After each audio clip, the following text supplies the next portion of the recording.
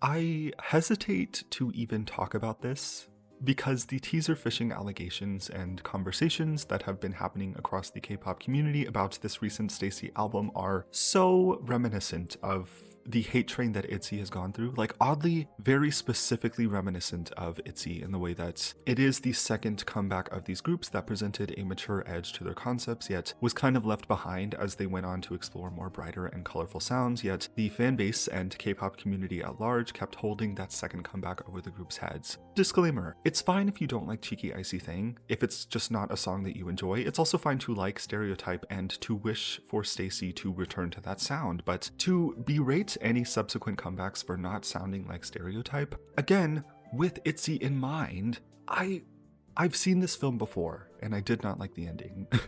And speaking of films, actually, the noir film dark academia aesthetic of the Metamorphic album trailer, alongside all visuals associated with the album, including the album cover, gets pretty much immediately marred by the album's lead single, Cheeky Icy Thang, a bright summer song that portrays Stacey as confident in themselves enough to forge a path forward based on their own ideas and desires. Some people would consider this teaser phishing, in likeness to ITZY's juxtaposing Checkmate album aesthetic and the end product that Sneakers was. The concepts seemingly don't match up with each other. Cheeky Icy Thang is not a likely conclusion to make about the Metamorphic album concept. How does this song and the album's aesthetic come together in concept, if at all? If I had to give a preliminary guess, I think generally the trailer's overarching narrative about greed and striving for perfection is answered by the time we get to the lead single, which I'll talk about in a little bit, but before we get to the title track, from the album trailer alone, as well as the album title Metamorphic, the intention behind the first full album from Stacey seemed to want to take a step forward in the narrative of their star to a young culture concept.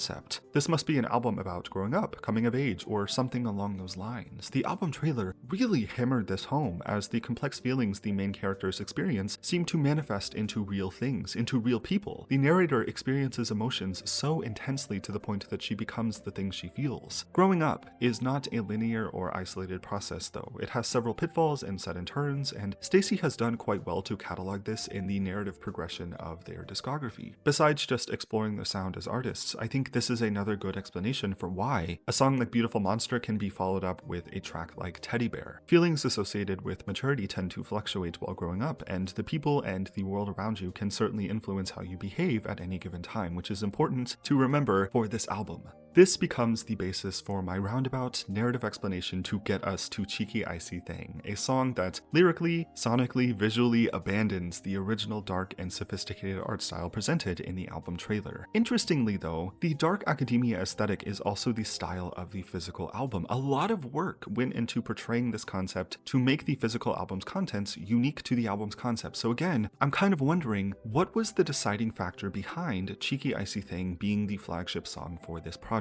The song is cheeky, as are Stacey in a way, in the sense that the complex narrative of the album is not taken seriously. The title track seemingly does not discuss the conceptual narrative behind the album at all. Or does it? Please walk with me here, hear me out on this. Looking at the music video, it seems like the wardrobe stylist got the dark academia memo for the most part, yet the music video director went in an opposite, colorful and summery direction. I don't have many pieces of wood to build this bridge in defense of Stacey, but Cheeky Icy Thang's sense of displacement does kind of seem intentional in this way. The way that Stacey are dressed in these dark outfits, the way they act, still seems reminiscent of the characters they play in the trailer film, yet they're somehow and for some reason displaced in a summer context with a summer song to go with it. The members are still dressed and act as if they're still in that dark film aesthetic. Seon, who is made a focus in the album trailer film, walks away at the end of the music video seemingly very satisfied with what has happened. At the very least, there is some kind of narrative through line in this way. So perhaps this is the metamorphic concept in full action. Stacey, at the time of the album trailer, were geared up for a certain style, yet the heat of the summer quite literally forced them to change into something that wasn't quite the style the characters in the story were hoping for. I mean, the music video begins behind the scenes of a video production, and Stacey are portraying characters, not themselves. I suspect the concept behind the Metamorphic album is in likeness to the metamorphic cycle of rocks. It's about changing under pressure even if you don't want to. The condition conditions of the world around you are going to force you into situations that you never really intended or planned for. That's the lesson we and Stacey learned by the end of the album trailer. It was greed that encouraged them to strive for perfection or to become a perfect version of themselves. Stacey identifies that perfection isn't attainable or sustainable in the trailer film and effectively has to calm down the version of themselves that wants to be perfect. All of this would, in a way,